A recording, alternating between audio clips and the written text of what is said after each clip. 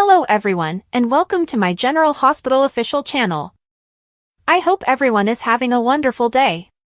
Before we begin, please hit the subscribe button and give this video a thumbs up.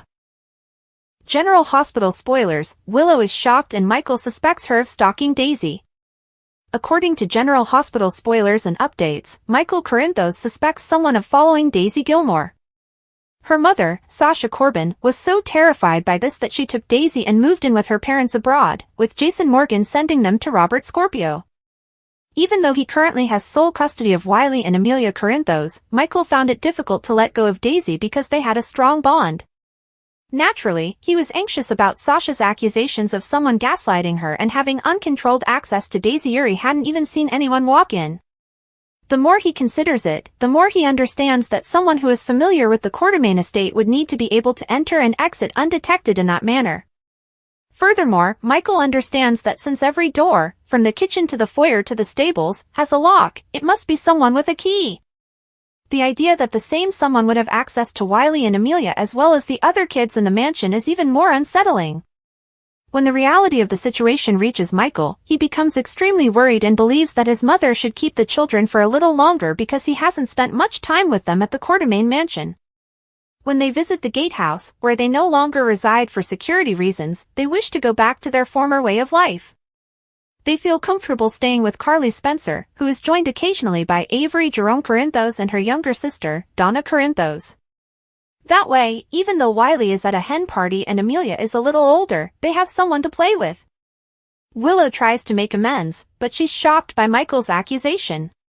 Michael gets a revelation and understands that Willow must have been the one gaslighting Sasha and relocating Daisy. He also knows that all the locks need to be changed. Willow is surprised when Michael tells her he believes she was stalking Daisy when she returns to the mansion to beg him about the kids. Fortunately, Wiley and Amelia were at Carly's every time she sneaked in to play tricks on Daisy, so she couldn't have tried anything cunning.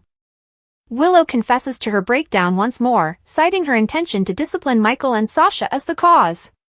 Michael is now aware that Willow's issue requires immediate attention in order to prevent her from getting worse. General Hospital spoilers: Willow's urgent action kidnaps Wiley and Amelia. Michael heartbroken. According to General Hospital spoilers and updates, Willow Tate is considering kidnapping Wiley and Amelia Corinthos because she is out of control.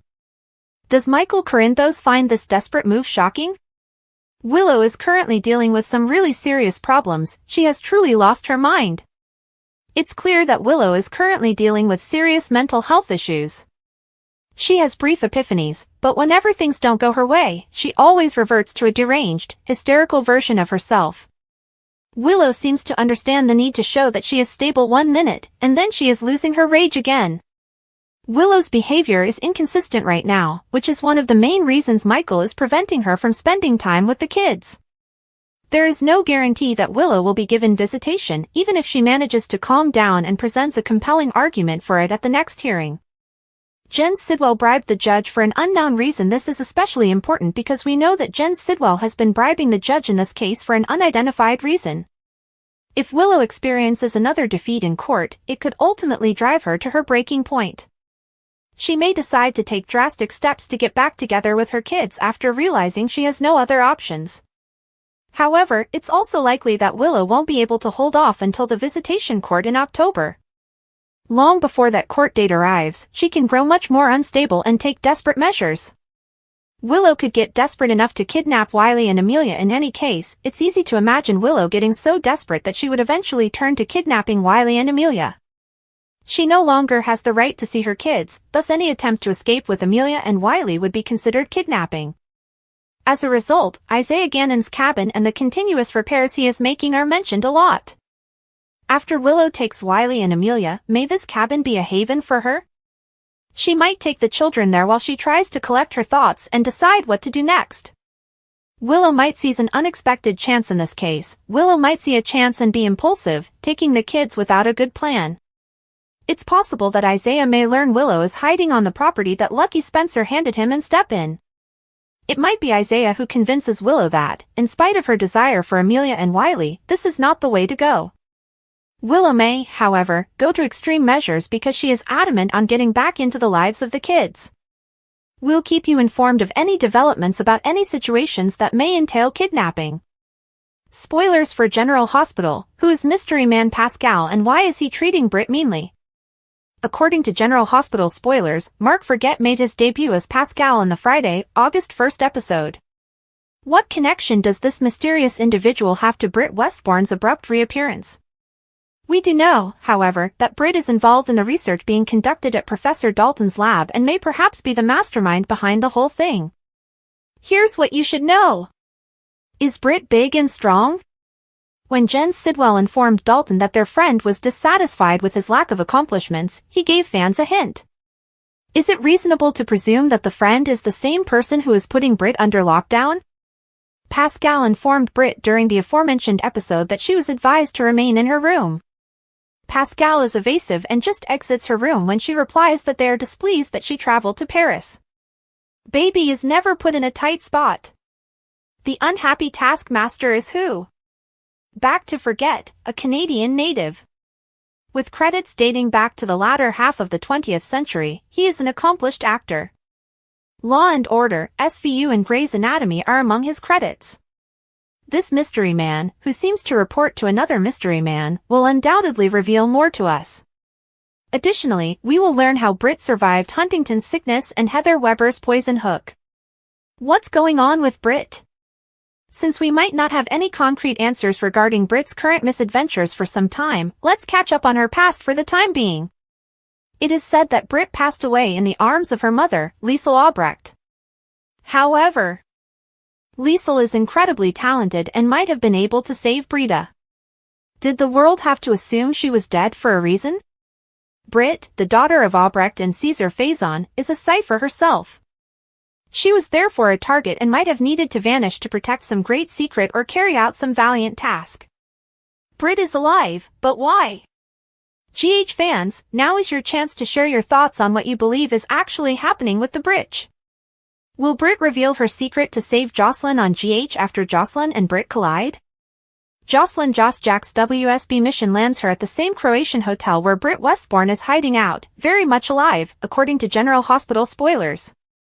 Joss is sent with Agent Vaughn to pose as newlyweds inquiring about Professor Henry Hank Dalton's risky tech project, but she is unaware that Britt staged her death to get away from Port Charles and everyone who knew her there.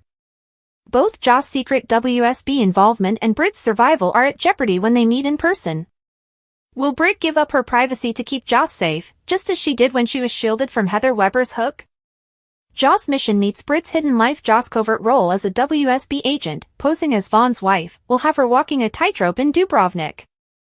The fans are always talking about their upcoming confrontation with Britt. Since she disappeared following her death in 2023, Britt has eluded everyone, even though Jason Morgan just a few weeks ago saw her at a Paris airport.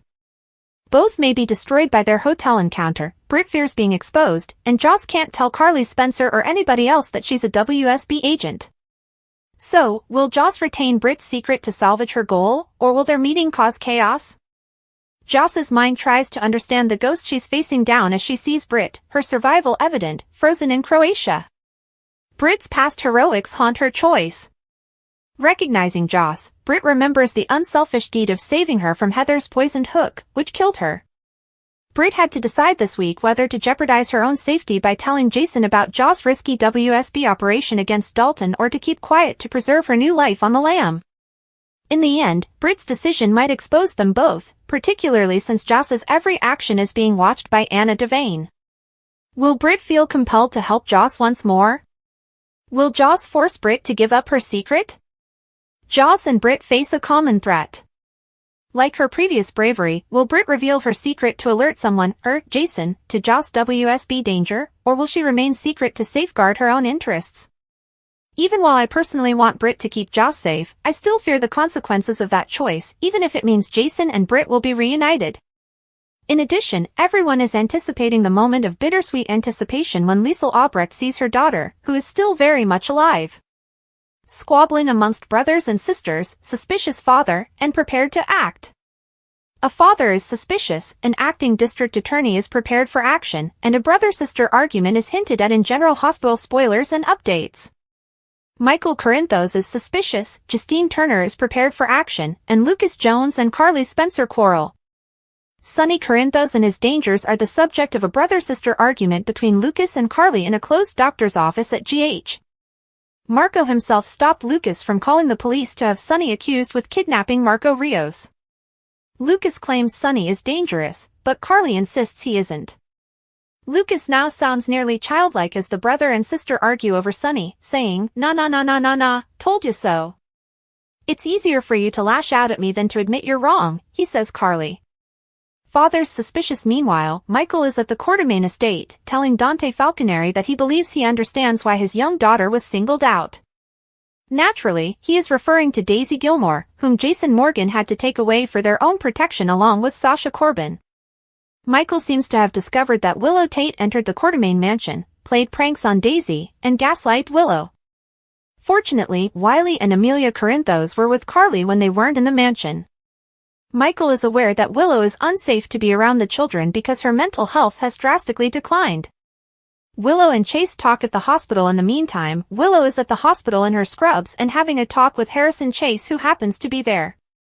After telling Drew Kane to take a long walk off a small pier, Willow is discussing her family issues with Michael and the kids. Although it's a good thing that she's finally realized who Drew is, her relationship with her mother, Nina Reeves, suffered greatly as a result. It's safe to assume that today's chat will be about Michael because Chase will face him in Wednesday's episode. But they might also talk about Willow's strained bond with her mother. In an attempt to dissuade Tracy from her plan, Jen Sidwell appears to be sitting at a table with Tracy Quartermain in the Metro Court restaurant. "You won't have a company left to protect," he warns Tracy, presumably referring to Deception Cosmetics, which requires a crucial mineral that only he can provide. It looks like he's prepared to shut down his mining operations abroad since the mineral they use is essential to their most popular product, the Deceptor. Now, what exactly is Sidwell trying to prevent Tracy from doing? What scheme is he attempting to dissuade her from? In another scene, Justine, the acting district attorney, approaches Sonny, who is wearing his baseball jersey, and is prepared to take action. Sonny, Jason, and other members of the Corinthos coffee team are participating in the yearly charity baseball tournament in Port Charles. She tells him she intends to be prepared for any trick he has, and since she is wearing a black dress, it is possible that she is traveling to or from her courthouse office. So far she doesn't have a whole lot that she can take him down over in the trial, so what would she be referring to? Is she referring to playing baseball or to bringing him to justice? Actually, Jason hadn't slept for 2 nights. The image of the woman at Charles de Gaulle, turning at the gate, her silky hair falling, and her orange dress against the terminal's dull gray floors haunted him every time he closed his eyes. It was more than simply her body or the white canvas tote with a faded pink poppy sewn into the side that she was clutching in her palm. The walk was the thing. It was the moment she hesitated before vanishing into the throng. She was the one. It must have been. With the thought gnawing at him, he couldn't remain still or breathe, so he flew home right away. What if Britt hadn't died? Inside his chest, the question coiled like a wire. His heart was racing as he stood in front of Liesl Albrecht's door, almost raising his hands to knock. He didn't have to, though, because she opened the door before he did, already wary and skeptical. With her arms clasped across her chest, she said calmly, "Jason. It's early. Even for you." Her eyes flitted as she said, "I need to talk to you about Britt." Something else, not astonishment, nor agony. Being cautious. Liesl stepped aside and remarked stiffly, "She's gone, Jason." "We both know this," she said, but Jason could see she didn't believe it as much as she wanted to because of the tension in her jaw as he walked in. A fresh mug of tea on the coffee table indicated to him that she had been up for some time, even though her house was silent and the morning was still heavy with slumber. Waiting. Uncertain of where to start, how to defend his actions, or what he would request, he stood by the fireplace. Liesl blinked and said, "I saw her." He said, "In Paris. 3rd day ago. At the airport. You bought her the dress for her birthday, and she was wearing it. She was carrying the same bag. The same stroll. Same presents. You understand what I mean." Liesl didn't move. But it felt like she was swallowing something sharp because of the way her throat operated. With the sharpness back in her voice, she remarked, "You saw someone who reminded you of her." "I have also seen her. In every reflection. Every mob that passes." "Jason, that's grief. That's your loved one's echo." "No," he said firmly. "This was not a recollection. No hallucinations occurred. Britt was the one. Additionally, I have to exhume the body. I must know." There was complete silence between them. Jason hardly saw Liesl's hand move before it slapped him across the face. "Do you believe you may trespass on my daughter's grave?" she growled. "You dare?" "I wouldn't ask if I wasn't sure," he said, not flinching, not apologizing. "I wouldn't harm you in this way. Not until it was important." "Is it important?" she muttered, and all of a sudden, she was broken rather than angry.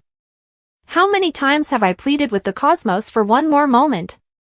Are you aware of all she and I sacrificed in order to pass away honorably?" Jason remained still. He allowed her to talk and cry. Since he required her. Not merely for approval. For the truth. Liesl hadn't really discussed what had happened to Britt with anyone. The demise. The fallout. No grave had existed. Only ashes, said to be dispersed. Jason remarked quietly, "I never saw her body. You mentioned that she was cremated.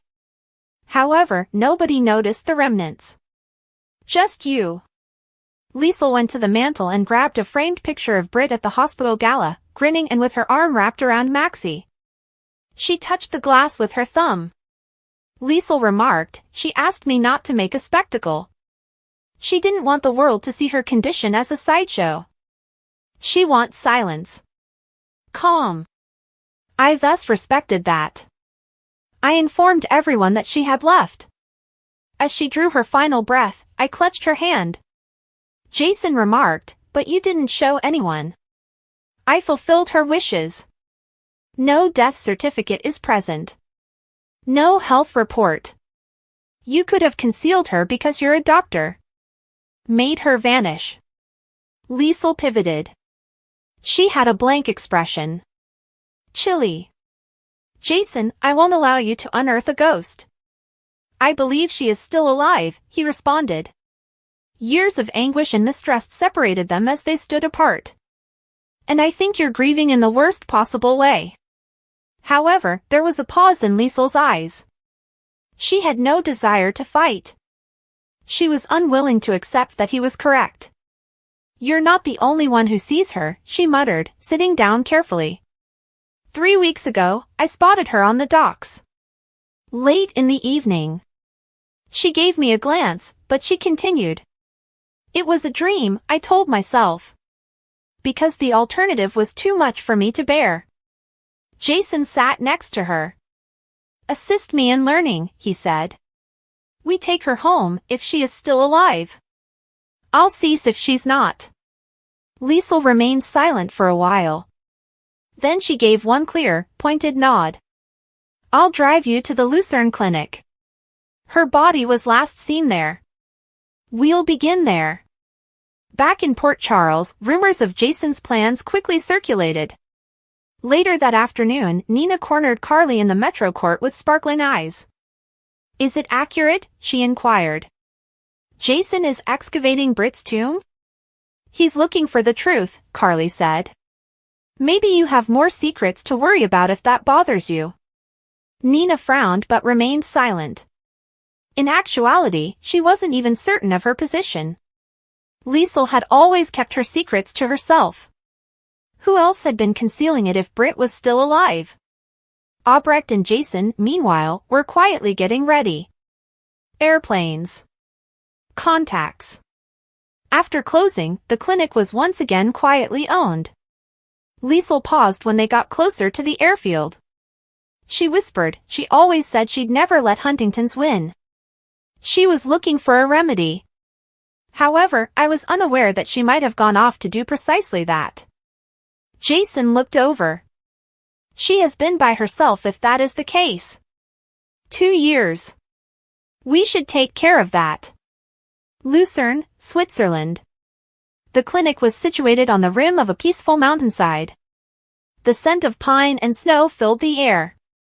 They were escorted by a single servant to a sterile, chilly, and silent underground vault. No ashes were present. Just medical files in a storage room. On most, Liesl's name appears. Brit's as well. However, there was no body. No urn. No affirmation. The attendant informed them that she had left. Transferred to Dubrovnik, Croatia, by special request. In the middle of 2024. By courier. Liesl and Jason looked at each other.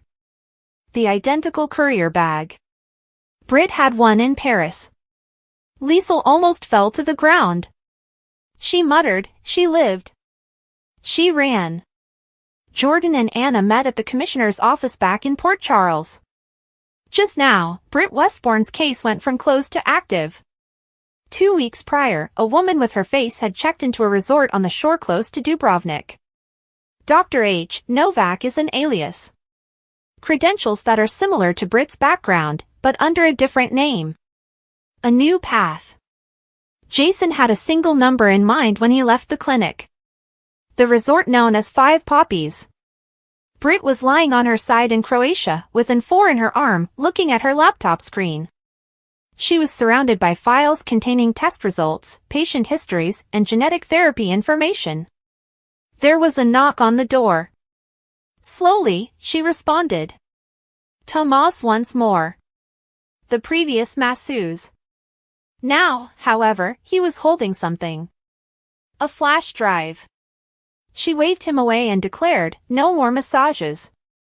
This comes from someone who saw your mother in Paris, Tomas remarked in an English accent. She took the wheel, her palm shaking as she said, he says it's urgent. I plugged it in. A picture. Hazy. Paris. The face of Jason in the backdrop. She gasped. She hadn't exercised enough caution. Liesl came home to a peaceful home in Port Charles. She sat near the window, poured herself a drink, and spoke to the night in a whisper. Britta, come home. Come home, whatever you're doing. Brit sat in her chair in Croatia, staring at Jason's face with her mouth clenched. She whispered, he's coming. He always does. Brit's call with the boss after Brennan orders Anna's abduction. Brit Westbourne was on the phone with the boss when Jack Brennan gave the order to kidnap Anna Devane. Christina Corinthos Davis met Cody Bell at GH, who was there to have his mole examined because Molly Lansing Davis made him extremely suspicious. Before she left, Elizabeth Baldwin was shocked to see Christina in the exam room with Cody. As Christina had predicted, the mole was a harmless freckle. So Cody's focus was shifted to their Ava seduction plan. With an additional $10,000, Christina sweetened the pot and demanded that Cody work more quickly.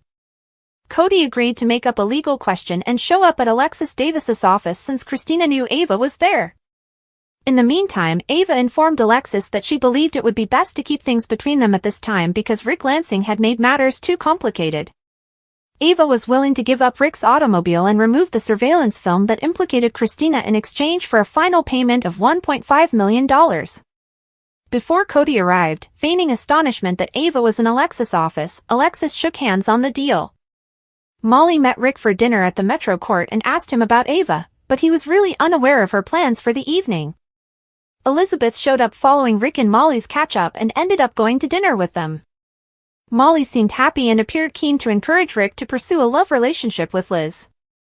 Brennan updated Jocelyn on her fictitious passport information in his office. After recapping his expectations for Jocelyn, Brennan received a call from Carly Spencer. Brennan dispatched Jocelyn to the Metro Court to tell her mother the cover story after learning that Carly was there. When Jocelyn and Carly met, she said that Mrs. Walker, an old friend of her grandmother's, had broken her hip in Australia and had no one to support her. Carly could see there was more going on, but she felt it was good of Jocelyn to help out for a few weeks. Jocelyn advised her to consider what Carly had said about Vaughn and to set some boundaries between them until she made up her mind.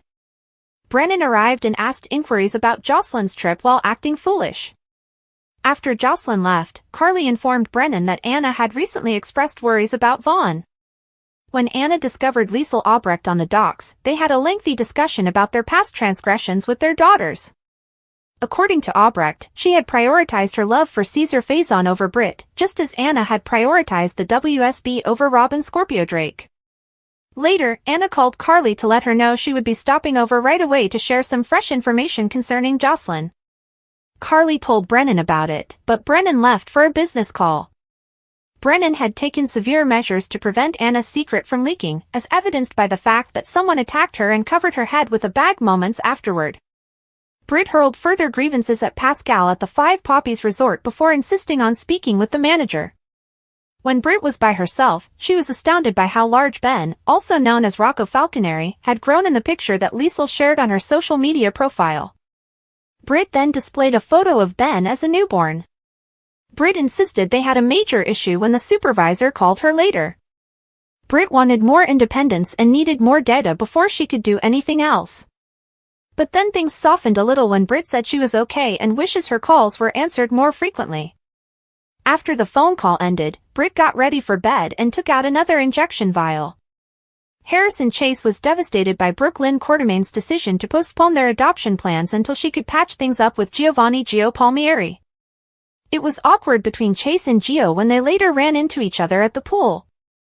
Additionally, Gio spoke with Emma Scorpio Drake and persuaded her that he was the one who had broken into Professor Henry Hank Dalton's laboratory. Jocelyn arrived, spoke with Emma alone, and announced that she was leaving her position as a research assistant. Jocelyn told Emma that Dalton was a slime who had made several advances on her and cautioned her against taking her place.